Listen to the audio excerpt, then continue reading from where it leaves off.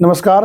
GS vision के podcast पर आप सभी का स्वागत है। आज मैं आप लोगों के बीच पॉडकास्ट लेके आया हूं प्रवक्ता अर्थशास्त्र यानी कि इकोनॉमिक्स पर। प्रवक्ता अर्थशास्त्र का सिलेबस क्या है, तैयारी कैसे करें, अंतिम चयन कैसे मिलेगा, कौन कौन सी किताबें पढ़नी है और कौन कौन से जीएस विजन ने कोर्स दोबारा शुरू किए हैं और टेस्ट सीरीज कब लॉन्च होगी।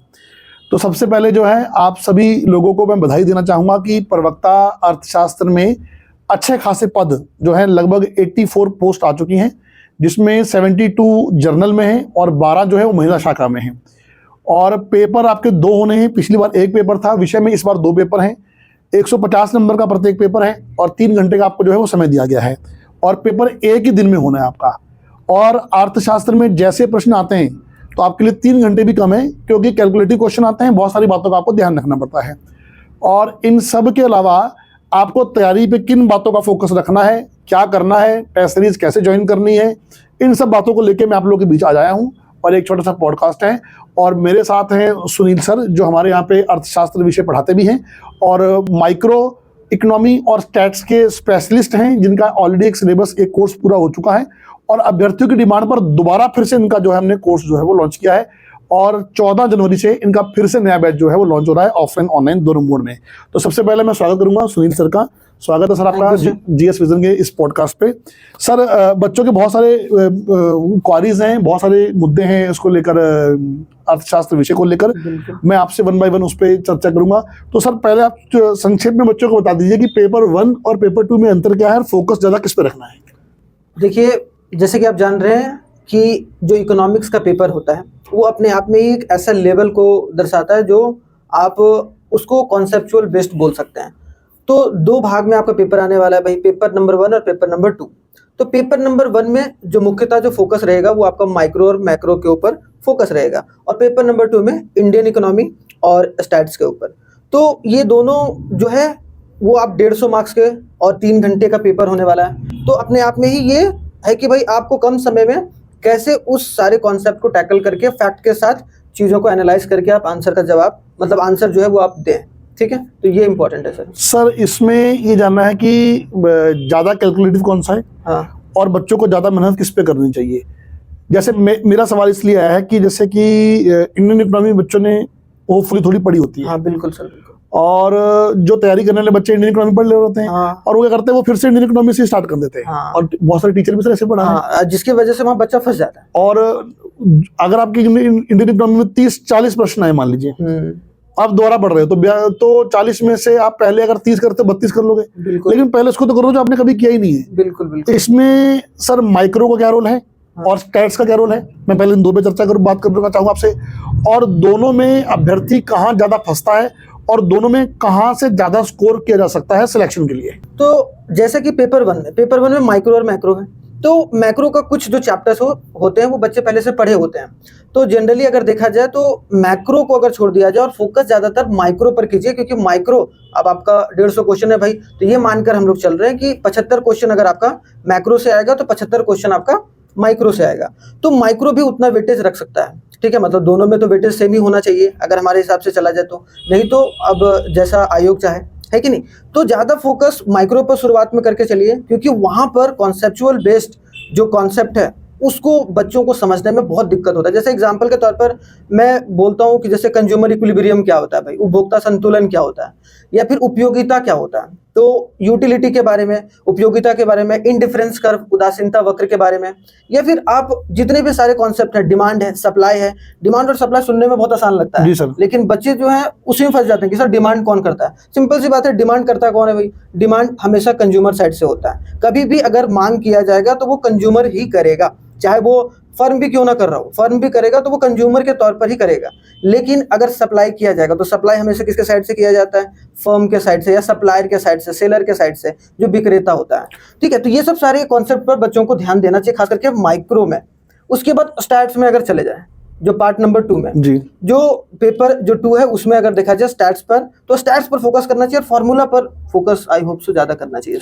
अच्छा, फार्मूला। और सर, स्टैट्स के जो क्वेश्चन हैं ये कितने टाइम कंज्यूमिंग होते हैं, कैलकुलेटिव कितने होते हैं ये? सर कैलकुलेटिव तो बहुत होता है। अगर बच्चा सही तरीके से, सही अप्रोच नहीं, अगर मान लीजिए कोरिलेशन का कोई क्वेश्चन आ गया, तो कोरिलेशन का अगर उसे पता नहीं रहेगा कि उसका फॉर्मूला क्या है, तो वो सही जगह पे पुट इन नहीं कर पाएगा, ओके और अगर पुट इन नहीं कर पाएगा तो वो सही जवाब नहीं खोज पाएगा। ओके, तो ये थोड़ा सा इम्पोर्टेंट है, मतलब पेपर 2 में महत्वपूर्ण योगदान स्टैट्स का है और पेपर 1 में जो है वो माइक्रो इकोनॉमी का है। माइक्रो का।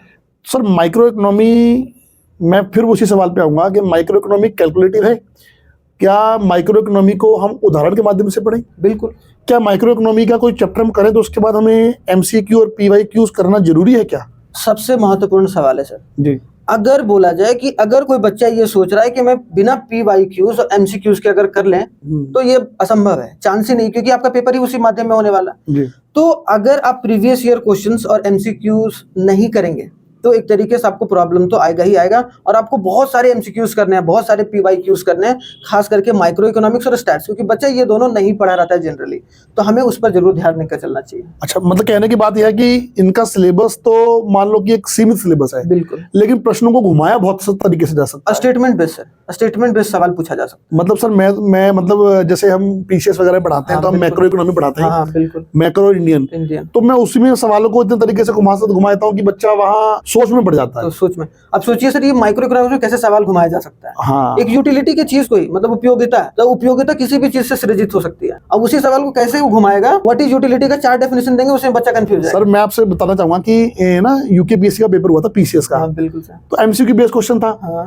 और उसमें प्राइमरी डेफिशिएंट प्राथमिक घाटे को लेकर 3 बार सवाल आया। अच्छा। और सर तीनों बार सवाल अलग अलग तरीके से आया और 90% बच्चे उसको अटेम्प्ट नहीं कर पाए जिनके कॉन्सेप्ट क्लियर नहीं है। बिल्कुल बिल्कुल। तो हम एक ऐसे विषय की बात कर रहे हैं जो टोटली कॉन्सेप्ट बेस है। बिल्कुल। कुछ मामले छोड़कर इंडियन ज्योग्राफी, कुछ डेटा वगैरह, निवेश वगैरह के डेटा को याद करने पड़ेंगे। बिल्कुल। बाकी माइक्रो टोटली कॉन्सेप्ट है, मैक्रो टोटली कॉन्सेप्ट है। बिल्कुल। पहले वाले पेपर में जो इनको रखा है माइक्रो, वो थोड़ा कैलकुलेटिव है, मैक्रो थोड़ा कम है, मैक्रो कम है थोड़ा सा। और दूसरे पेपर में इनको इंडियन और स्टैट्स रखा हुआ है। और स्टैट्स तो पूरी कैलकुलेटिव हो गई, पूरी कैलकुलेटिव। और इंडियन में कैलकुलेशन नाम की कोई ऐसी चीज बहुत कम आती है। तो पेपर का बैलेंस आपको करना पड़ेगा, जैसा कि सर ने एक दिन पहले आपको यूट्यूब पे बताया था कि आपको पेपर में टाइम प्रॉपर लेके चलना पड़ेगा। ये मैथमेटिक्स हो गया, केमिस्ट्री हो गया, फिजिक्स हो गया, और ये इसी तरीके से इकोनॉमिक्स भी है कि जहाँ पर टाइम मैनेजमेंट करना पड़ेगा। इसमें तो मस्ट है सर। तो भूगोल इतिहास के बच्चे जल्दी पेपर खत्म कर लेंगे, क्योंकि उसमें पढ़ना है, आपको जवाब देना, आ रहा है तो आ रहा, नहीं तो इसमें आपको कैलकुलेशन तो करना ही पड़ेगा। जी बिल्कुल बिल्कुल। जैसे इलास्टिसिटी ऑफ डिमांड है सर, मांग का लोच है, तो मांग का लोच अगर आपको फॉर्मूला नहीं पता है तो आप कैसे बनाओगे? आपको कार्ल पियर्सन के बारे में नहीं पता है, कार्ल पियर्सन का मॉडर्न फॉर्मूला क्या है, पहले क्या फॉर्मूला इस्तेमाल होता था, जो स्टैट्स में आता है, तो वो बच्चा कैसे कर पाएगा? जी। तो इसके बारे में सर बच्चे भी ये भी बात पूछते हैं, जनरली आपसे भी पूछते थे और मेरे से भी पूछते हैं कि सर फैक्ट कराइए। मैं बोलूँ कि मैं फैक्ट कराऊं तो कराऊं कैसे? फैक्ट से ज्यादा आपको ध्यान देना है कॉन्सेप्ट पर। जब कॉन्सेप्ट पर ध्यान देते हैं तो फैक्ट अपने आप ही वहां से निकल जाता है। सर मेरे को ना एक चीज और लगती है, यहाँ पर ना बहुत सारे बच्चे अपने मन को संतुष्टि देना चाहते हैं कि यार पाठ्यक्रम कम है बस, और बहुत सारे ये चाहते हैं यार कि किसी तरीके से कोई कह दे कि पेपर पिछली बार जैसा ना फैक्चुअल बस। लेकिन ये ना भूले कि पिछली बार स्क्रीनिंग था, देन सब्जेक्ट था, इस बार सीधा सब्जेक्ट है। तो और पेपर का स्तर थोड़ा सा, मेरा जो अनुमान है वो पिछली बार की तुलना में 1.5 गुना होगा। बिल्कुल होगा सर। तो फैक्ट के पीछे 20, 25, 30 सवाल हो सकते हैं। बाकी सारे कॉन्सेप्ट बेस्ड क्वेश्चन आपको जो है अर्थशास्त्र में मोस्टली मिलने वाले हैं। बिल्कुल, बस कॉन्सेप्ट पर। इसीलिए आप लोग ना वो 2-4 जो फैक्ट्स हैं उसके ऊपर मत भागा कीजिए। इकोनॉमिक्स वैसे भी इवॉल्विंग होता है। इवॉल्विंग का मतलब कि वो धीरे धीरे करके चेंज होता जा रहा है। आप देख रहे हो कि 19वीं शताब्दी में क्या इकोनॉमिक्स होता था और अभी 20वीं शताब्दी, 21वीं शताब्दी में इकोनॉमिक्स कैसे इवॉल्व होते जा रहा है। तो आप बिना कॉन्सेप्ट को समझे ना नहीं समझ सकते। अगर आप मान लीजिए विनिवेश को समझना चाह रहे हैं तो विनिवेश को समझने से पहले आपको निवेश आना चाहिए, तभी निवेश के बारे में आप समझोगे नहीं तो विनिवेश के बारे में कैसे समझ पाओगे? बिल्कुल सही बात है। ये सब थोड़ा सा कॉन्सेप्ट के ऊपर ध्यान देना चाहिए सर। और आप सर बताइए थोड़ा सा, अगर इंडियन इकोनॉमी बच्चा जो है उसमें मान लीजिए कि इंडियन इकोनॉमी में पढ़ रहा है भाई, वो इंडियन इकोनॉमी और जो मैक्रो में फुल आउट ऑफ फुल कैसे ला पाए? अगर किसी का वो स्ट्रॉन्ग जोन है, बहुत सारे बच्चे हैं जिनका मैक्रो और इंडियन इकोनॉमी जो स्ट्रॉन्ग जोन होता है, तो उसमें अब जैसे इंडियन इकोनॉमी वहां पढ़ते हैं, ठीक है, यूपीएससी या फिर पीसीएस वाले लेवल में, लेकिन इंडियन इकोनॉमी को भी बहुत डीप से पूछा जाता है यहाँ पर, क्योंकि इंडियन इकोनॉमी के अलग सब्जेक्ट के रूप में देखने को मिलता है। तो बच्चे इसको कैसे टैकल करें सर? देखिए सर, जो मेरा एक्सपीरियंस है, जो मैं पढ़ा रहा हूँ मैक्रो और इंडियन इकोनॉमी, तो उसमें मैं ये बात बोलना चाहूंगा कि मैक्रो इकोनॉमी के जो चैप्टर आप पढ़ें, जैसे कि हम देखेंगे कि इन्होंने मैक्रो को पेपर 1 में दिया है, हाँ, इंडियन को पेपर 2 में दिया है। जो चैप्टर आप मैक्रो के पढ़ें वहीं पर इंडियन इकोनॉमी के वो चैप्टर पढ़ लें। बिल्कुल। जैसे मान लीजिए कि राष्ट्रीय आय है, नेशनल इनकम है, बिल्कुल, तो राष्ट्रीय I is a part of macro economy. बिल्कुल, आपने उसको मैक्रो में पढ़ा, निकालने की विधियां पढ़ी। हाँ। अब उसके बाद अब वहां पर भारत की राष्ट्रीय आय की डिमांड कब हुई, कब किसने क्या आंकड़ा दिया, उसको वही फिट कर दो। सही बात है। एक नोट्स बन गए। अगर आप इस तरीके से जाएंगे ना जी, वो पेपर 1 में पेपर 2 में इसको अलग पढ़ूंगा। कितना दिमाग से खेला है सर ये। सर खेला मतलब आप सोच सकते हैं कि स्टैट्स और माइक्रो को एक में रखता तो थोड़ा सा बात बन पाता, और इंडियन और मैक्रो को अगर साथ में रखता तो। हाँ सर, वो जानबूझ के किया गया है। वास्तव में मैक्रो और इंडियन एक सिलेबस है। हाँ बिल्कुल। और मैं तो सर के माध्यम से जितने अभ्यर्थी, मैं तो ये बात बोलना चाहूंगा कि पूरे पाठ्यक्रम को एक ही पेपर मान लो। बिल्कुल। ज्यादा फायदे में रहोगे आप लोग। नहीं तो मैक्रो और इंडियन इकोनॉमी में तो ऐसा हो जाओगे। अब जैसे मान लो कि गरीबी पढ़ेंगे हम, गरीबी पढ़ने गए, बिल्कुल सर, गिनी कोफिशिएंट पढ़ा, लॉरेंज कर्व पढ़ा, लॉरेंज वक्र पढ़ा हमने। ये स्टैट्स में भी है। अब क्या बात है सर। अब सोचिए। अब सर ये तो मेरे लिए नई बात हो गई। और वहीं पर आपको गरीबी के आंकड़े भारत के भी देखने की, भारत में कौन कौन सी कम्युनिटी आई, उन्होंने क्या क्या दी और किस किस को आधार माना। बिल्कुल, है ना। तो ये फिर आपको मैक्रो और इंडियन को जोड़ के कनेक्ट करके पढ़ना है। लेकिन जरूरी है। सबसे पहली बात, मैं सर एक चीज देखता हूँ कि बहुत कम अभ्यर्थियों को पता होता है कि मैक्रो और इंडियन इकोनॉमी का सिलेबस क्या है।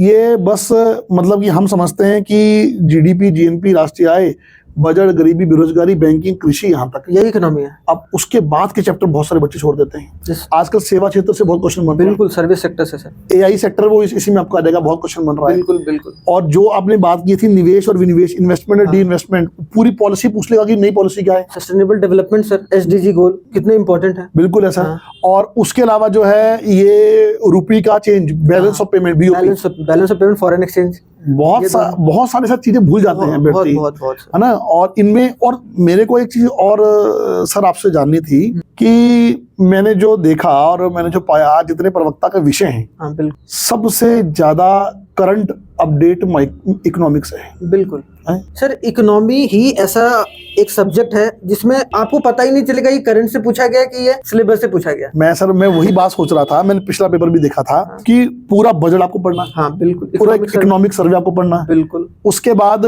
टैरिफ किसने किस पे क्या लगा दिया, ओपेक देशों ने क्या कर दिया, किसने क्या कर दिया, पूरा पढ़ना। बिल्कुल। देखिए 2 तरीके होते हैं। इस पाठ्यक्रम को जल्दी निपटा के आपको सेटिस्फाई किया जा सकता है, या जो कि जीएस विजन की टीम के बारे में जानते हैं कि पूरी कड़ी मेहनत से काम करते हैं, उस तरीके से पूरा सिलेबस पहले खोल देंगे आपके सामने एक दिन में और सर आके, उसके बाद हम पाठ्यक्रम को शुरू करते हैं। बैच एक सर ने पूरा कंप्लीट कर दिया है, दूसरा बैच हमारा लॉन्च हो चुका है, इसमें 1-2 यूनिट हो गई, वो आपको बाद में पढ़नी पड़ेगी। हम नया 14 जनवरी से लॉन्च कर रहे हैं, ठीक है। 14 जनवरी से बैच लॉन्च कर रहे हैं। एक क्लास माइक्रो इकोनॉमी की होगी और एक क्लास जो होगी वो आपकी मैक्रो इकोनॉमी की होगी, या इंडियन को तो मैक्रो इकोनॉमी से हम जोड़ के पढ़ेंगे, ठीक है। 17 जनवरी से हमारी टेस्ट सीरीज भी है। हर शनिवार को पेपर कराएंगे आयोग के पैटर्न पर। बिल्कुल सर, बिल्कुल। एक पेपर आपके हाथ में, अरे एक कैसे हो सकता है सर, हम तो दोनों में आना पड़ेगा। अरे बिल्कुल आएंगे। पहले वाले में साथ में आएंगे सर। पहले वाले में मुझे मैक्रो के आना पड़ेगा, दूसरे वाले मुझे इंडियन के आना पड़ेगा। बिल्कुल बिल्कुल। तो चलो ठीक है, हम आप दोनों में मुझे खींच के रखोगे, मुझे ऐसा लग रहा है। बिल्कुल सर। और पेपर एक ही दिन कराएंगे हम। पेपर एक ही दिन हो ज्यादा बेहतर हो, क्योंकि फिर आपका वो पूछा भी जा रहा है उसी तरीके से, तो हमारा तैयारी भी उसी तरीके। और वो प्रेशर भी सर इनके ऊपर पड़ जाए। हाँ, वो प्रेशर झेलने का। हाँ, जो प्रेशर वहाँ पढ़ना है ना एक ही दिन में दोनों पेपर,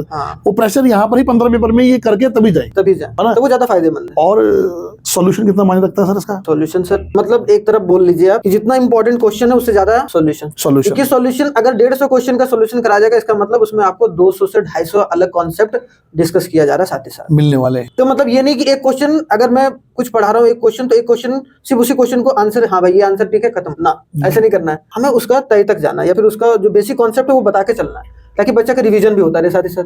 बिल्कुल सही बात है सर। बच्चों को क्या सजेशन देना चाहोगे कि टेस्ट सीरीज के लिए घर बैठे बैठे ऑनलाइन करो, या एक अभ्यर्थी बन के इस पेपर के लिए ऑफलाइन कोचिंग में आना है? बिल्कुल, मैं अगर बच्चों से अपील करना चाहूंगा, और मैं भाई जो बात है डायरेक्ट बोल रहा हूँ, इसमें ऐसा नहीं कि मैं कोई लपेट रहा हूँ। बात है सिलेक्शन की। अगर आपको सिलेक्शन लेना है तो, क्योंकि पेपर ऑफलाइन होना है, आप ऑनलाइन देने से आप घर में बैठे हो मजे अच्छे से रजाई में मजे से पेपर दे रहे हो, क्या फायदा। अगर आप यहाँ दे रहे हो तो यहाँ इस इंस्टीट्यूट का मतलब जीएस विजन इंस्टीट्यूट का जो प्रेशर है, 4 टीचर खड़े हैं आपके आसपास, आपको देखा जा रहा है भाई कि आप कहाँ इधर उधर ध्यान तो नहीं दे रहे हो, सही समय पर आ रहे हो कि नहीं आ रहे हो, और आप सवाल भी पूछ रहे हो। तो ऑफलाइन पेपर का बात ही अलग है भाई, ऑफलाइन पेपर का कोई तोड़ नहीं है आने वाले समय में भी और अभी भी। इसीलिए देखो यूपीएससी जैसा जो पेपर होता है वो आपको ऑफलाइन देखने को मिलता है। जी बिल्कुल। तो ये सब संस्थान में आकर ही देना फलदायक होगा। ऑनलाइन जो बच्चे के लिए बिल्कुल भी पॉसिबल नहीं है वो ऑनलाइन ले लें भाई, कोई दिक्कत नहीं, लेकिन उसको भी एक तरीके से अगर आपको मौका मिले तो आप संस्थान में आकर चीजें क्लियर कर सकते हैं। इसलिए सर आप सभी लोगों के एडवाइस पर मैंने दिन भी शनिवार रखा है। हाँ बताइए। क्योंकि शनिवार वीकेंड डेज होता है और वीकेंड होता है, छुट्टी होती है, तो आप कहीं से भी पेपर देने आ सकते हैं, उसके बाद जो है वापस घर जा सकते हैं। और सोल्यूशन की कोई दिक्कत नहीं है। सोल्यूशन अगर आप संस्थान में नहीं आ पाए तो आपका ऑनलाइन एक्सेस हो जाएगा, कहीं से बैठे बैठे सोल्यूशन देख लीजिए। लेकिन सर ने जो बात बोली, बड़ी गहरी बात बोली कि पेपर का प्रेशर जो होता है बहुत जरूरी है। आप अपने कमरे में, आपको क्या पता क्या कंपटीशन है, आप जरा कमरे से बाहर निकल के यहाँ तक पहुंचिए, आपको पता चलेगा कंपटीशन होता क्या है, तब आप उस कंपटीशन को जान पाएंगे। बिल्कुल। और प्रवक्ता अर्थशास्त्र 14 जनवरी से हमारा नया बैच है और 17 से हमारी टेस्ट सीरीज है। इच्छुक अभ्यर्थी जो हैं उसमें जुड़े, और पहले भी बहुत सारे अभ्यर्थियों ने हमारे पुराने बैच में बहुत सारा हमें प्यार दिया है, और नए बैचेस हमारे लॉन्च होने वाले हैं। और इसके साथ ही आप अपना पाठ्यक्रम कहीं से भी कर रहे हो, मैं आपको एक सजेशन देना चाहूंगा। जितनी बातें मैंने सर की सुनी और आपके इस पॉडकास्ट से पहले जितना मेरी सर से चर्चा चली इस मुद्दे पर, मैं ये कहना चाहूंगा कि माइक्रो इकोनॉमी और स्टैट्स का सिलेबस पूरा अच्छे से, कॉन्सेप्ट अच्छे से, PYQs MCQ करके विद डायग्राम विद एग्जांपल कर लीजिएगा, आप कर दोगे। और इंडियन इकोनॉमी और मैक्रो इकोनॉमी का सिलेबस पूरा खुला हुआ पता होना चाहिए, सिलेबस क्या है उसका, क्योंकि सिलेबस मत छोड़ देना। वहां बहुत कम शब्दों में लिखा है, लेकिन बहुत सारी बातें जो हैं उसके अंदर जो है आपको देखने के लिए छिपी हुई है। बिल्कुल सर। और इसी शब्दों के साथ मैं विराम लेता हूं। सर का बहुत बहुत धन्यवाद इस पॉडकास्ट में शामिल होने के लिए, और जल्दी आप लोगों के बीच नए बैच और टेस्ट सीरीज के बीच हम आएंगे। और ये था हमारा अर्थशास्त्र के लिए पॉडकास्ट। बने रहिए जीएस विजन के साथ। Thank you for watching.